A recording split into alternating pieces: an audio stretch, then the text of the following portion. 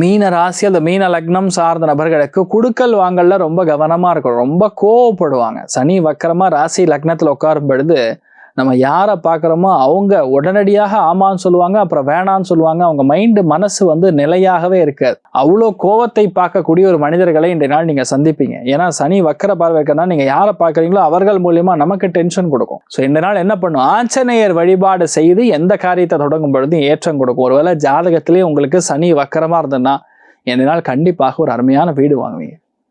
வீடு ரெஜிஸ்ட்ரேஷன் முடிச்சிருவீங்க. அந்த அளவுக்கு நிறைய நல்ல விஷயம் நடக்கும். வயிறு உபாதைகள்ல வரும். கொஞ்சம் கவனமா இருக்கக்கூடிய நாளா இருக்க பொழுது முடிஞ்ச அளவுக்கு பிளாண்ட் டயட்னு சொல்லுவோம்.